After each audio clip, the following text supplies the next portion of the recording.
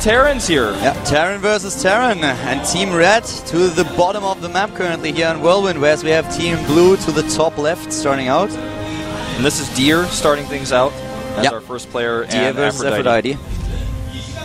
So, for those of you guys newer to StarCraft or just not familiar with the UI, the clock that we're talking about is the one right above the minimap at the top right there, the bottom left of your screen, top right of the minimap. When that hits 3 minutes, these players are going to run out of the booth and get the next player. And Aphrodite has a lot more APM than Deer. Just want to mention. Yeah, that's actually a good observation. I didn't notice that myself. At least for a couple of seconds there. But yeah, Deer starting for Team Red. Here for Team Blue we have Aphrodite starting things off. I don't know the exact order, so we're going to see as soon as the players actually run in. We are already at the 2-minute mark, at least in a few seconds, so there's 1 minute left for the players, and that is basically just enough to get the barracks going and maybe start a gas. Yeah, actually, I think they're just going to do CC first, drop the CC. Yeah. Looks very much like it. Am I just going to play the game myself? It looks like they're going to... Alright, here we go. We got 40 seconds left.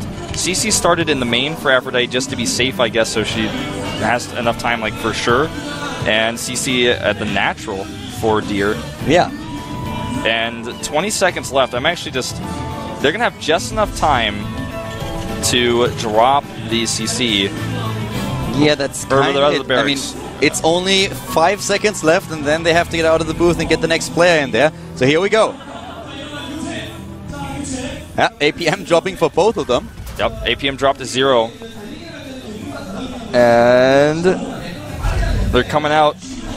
Oh, Team Blue was actually... No, they weren't cheating here. I don't know exactly how that worked, because like Team Red apparently already had the player in the booth. Or they had him at the door. And Aphrodite was actually walking out of the booth, and then a player of Team Blue was standing up and walking towards the booth to just join us. So something... So it looks like I misunderstood. No one has to run to the bench. Nobody's going to trip over camera cables and like destroy tens of thousands of dollars of equipment. Yeah, apparently they just have to switch the players. Okay, so now we have Innovation and Seed in the booth.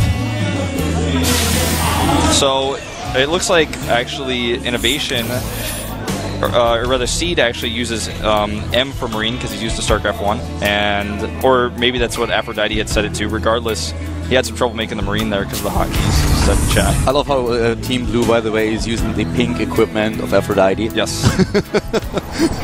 That's pretty funny, actually. Seed is probably looking at this is like, I feel very uncomfortable now. So you can see the coaches are actually able to sit in the booth and talk to them as well. If you look at the bottom. Now, things are actually shaping up to be pretty even here. Consider, though, that Team Red has the CC on the low ground. Deer started that trend. You know, there's another thing that you have to keep in mind. The players sit outside and watch this on screen, so when they run into the booth, they know exactly what's going to be happening. Yeah. So, Ninja expansions, out of the question. Exactly. That's actually something I didn't really think about, like...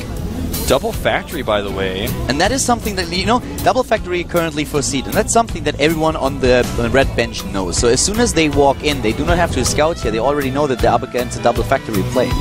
Yeah. And nobody's scouting at all in the early game because everybody knows that as well. Alright, so Innovation's already taking his earbuds out. And he's going to go ahead and step away. Alright, here we go. Next player coming in. The coach preparing the chair already. Not really. And now it's, of course, Alicia versus Avenge. It's the opposing coach that's in the booth. Oh, to make sure that there are no shenanigans going on. That's where the starting coach actually goes in and turns the chair so that the player needs another 2 seconds to sit down. Oh, wow, yeah, you're right. That is a smart move. I like him. Like, that is really, really smart. Crank did not come up with that idea yet. That's very sneaky. There's a Reaper in production by Alicia right now. Next time he jumps in and lowers the chair so that the player sits like really, really low and has to put the chair up again. Yeah, you know, I'm actually just, I'm like watching this as a spectator right now. I'm like, whoa. He says, what? You need to turn the chair. Interesting. Okay, now there's a... there's no strategy here. There's Cloak on the way, right? Yep. And double Heli in production, but he's not adding any add-ons just yet. And it's going to be Bio versus Mech. Red versus Blue, Red Bio, Blue Mag. then I really hope they talked about the hotkeys before the game started, because if not, then, I mean, you can see them laughing sometimes when they try to do something, it doesn't really work like they want to. So it's definitely a little bit awkward for all of them. But Avenge going up against Alicia right now, and we have only like a minute left in the game for both of them. But they know by now that they are up against Cloak. At least Team Red should know that Cloak is coming in by Avenge. Yep. And with the double factories there, that was also known. Which is kind of odd, considering that he's making Pure Marine right now. Pure Marine is not going to be good against Hellions at all. And I'm not sure where the Reaper comes into play here either. I think that might have been a misclick. Here comes that Banshee, which, like you said, is known about. The timing, on the other hand, is going to be really interesting now, because we have only 30 seconds left, so the Banshee should actually be stopped there. And that also means that the next player who comes in for Team Red knows where the Banshee is, and the blue player knows where the turret is. Here we go, and turret in place. Turret in place, 10 seconds. And there's a lot of Marines there as well. Cloak goes down, he's in the whole position, and they're switching.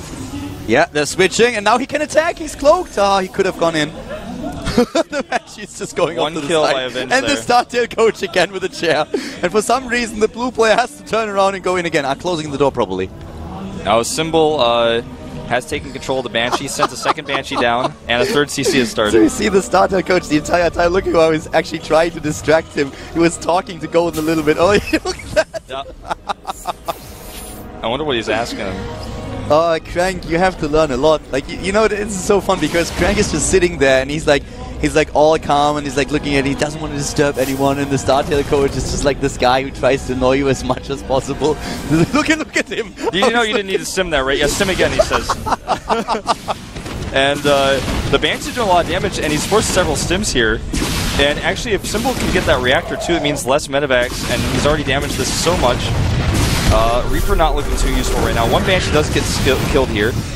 And, you know, the composition here is still looking really good for blue, but not a whole lot of tanks out just yet. Yeah. I mean, if you just look at supply in general, Golden or Team Red is currently far ahead, and they have so many minerals as well. Like, this is a massive bank that they currently have. But it's just hilarious to see that. And the time, I mean, there's another minute currently left. Here comes the scan moving in.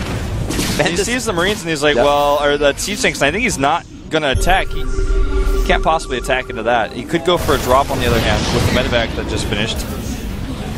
Units lost, as you can see here, still a little bit in favor of Team Red, and they are going for the attack here, but there are only 40 seconds left. That's something that they have to remember.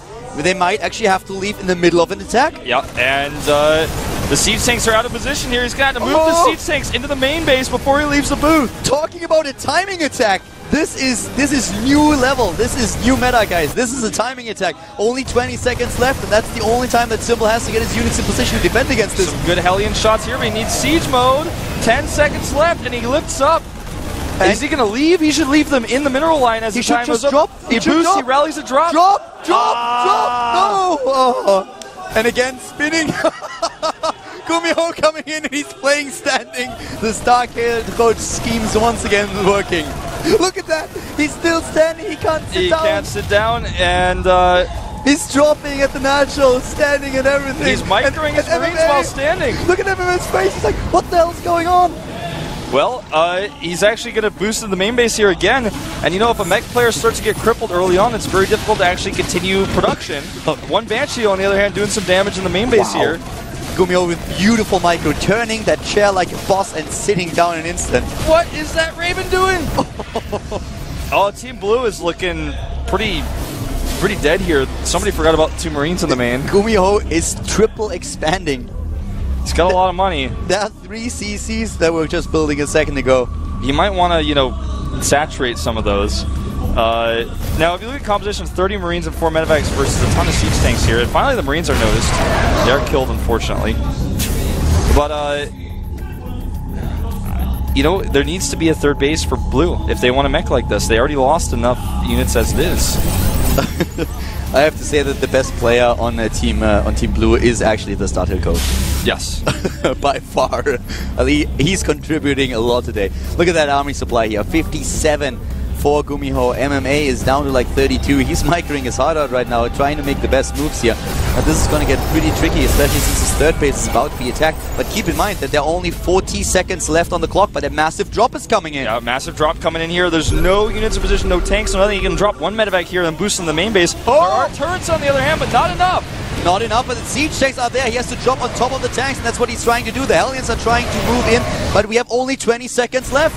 20 seconds left. The drop here started off not the best trade, but now it's starting to get a lot of SCVs. 10 seconds left. 10 seconds left. Gumio. He's trying to drop, and he's moving out. He's dropping. He's dropping and leaves, and MMA is still there. MMA has to leave right now. Lenok running in, trying to take over. And look at all those Marines. Oh my god, this is horrible for Team Blue. Such a great move by Gumio, and Lenok is running with it. Yep, Lenok really able to jump in here and do some damage. I love what Gumio did there. Just queued up the drop and ran out of the booth.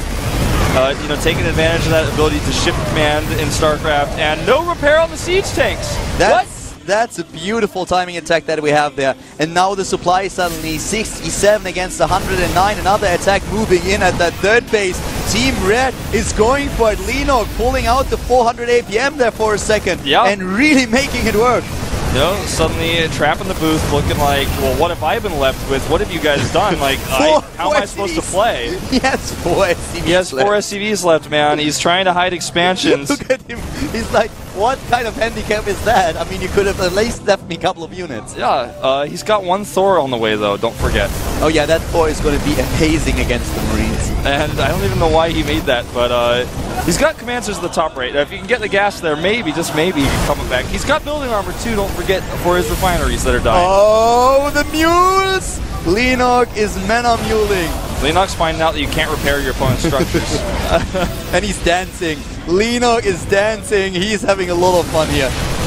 Bases to the top right, on the other hand, for Trap. I mean, that's something that the next player will know about already. Yes.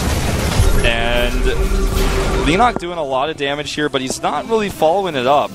He's got all this marine power. He basically killed only refineries. Now it's time to go for the heart. I was wrong earlier, by the way. I was already wondering. There was 4 SCVs killed. It was the wrong tab, actually. I was like, what? I just saw so many SCVs. I'm just so excited, man. I'm like, what? Nah, it's brilliant. I love this. All right, here we go. The Thor's going down here. And he's dancing again. Lenok spent most of his turn dancing. Yeah. He has only 15 seconds left in the game, and we have so many bases at the top right. The next player knows that, of course, so he needs to send a drop over. And he dances once more. This is the only thing that Lenok has been doing the entire time, and now both of them at the same time immediately running out there, trying to get the next player in. But we have so many bases for Team Blue. And look at Haiva. Haiva really cool and collected. Where's the other player? I think it's a ceremony by coming in late and slow. Choya comes in, puts his leg up here, and Thor walking to his death. Haiva versus Choya here. Got to get focused. And is Haiva the one who's going to type out? He was typing something. It looks like he was trying to dance, but no units to dance here. I think he has too many bases at the top right. He should stay in the game a little bit longer. Army supply, on the other hand, is just so overwhelmingly in favor of Choya. And look at this bank. I mean, that's 3,000 minerals that he's currently controlling. Yeah, the bases at the top right really are going to come into play as soon as he gets gas up on them, because that's what he's really needing right now. Obviously, though, Choya knows about those bases, and he looks poised to maybe move out and take some of them out. He built another couple of command centers now for his own team, and his +2/+2 is about to be completed, so that's a big advantage that he also has. Choya versus Haiva here, and I can't tell who's who. I think Choya's on the left. I'm not sure about that, but though. Sometimes I doubt myself. Sometimes I have to check the roster of the teams again just to make sure every few minutes. He's pulled some SCVs here, and he could go for the killing blow with an SCV pull. He could actually kill him. He's pulled all the SCVs. You know, if they actually lose that now. How many the siege next tanks? player will be left with no SCVs, but I don't think that it's going to matter. 2 siege tanks versus, actually those are Choya's siege tanks. I don't see any way of him holding this. Hellbats, 4 Hellbats can kill Infinity Marines, but the problem is there's also bio behind them. And starting to go into natural here, he's dancing. Choya. The question is, how much dancing is too much dancing for this team? And there is only 20 seconds left. Here come the SCVs, and he types GG. Yep. GG and game over. Team Red is taking it. Wow, that was actually a lot faster than I expected, and Red was looking like they had it dominated, despite the fact the StarTale coach was messing around the whole time. They just were not affected. Yeah. I mean, the StarTale coach definitely coming through for his team here and pulling out all the moves, but in the end, it is Team Red who takes the victory. I feel like for this type of strategy, you want to, like, in some ways, Bio seems like the better choice if you can be aggressive early, but Mech seems like a good idea too, because there's not a whole lot of moving. You're going to keep switching. To be quite honest, I do not really think it matters. I feel what matters a lot more is that you do exactly what Gumiho did.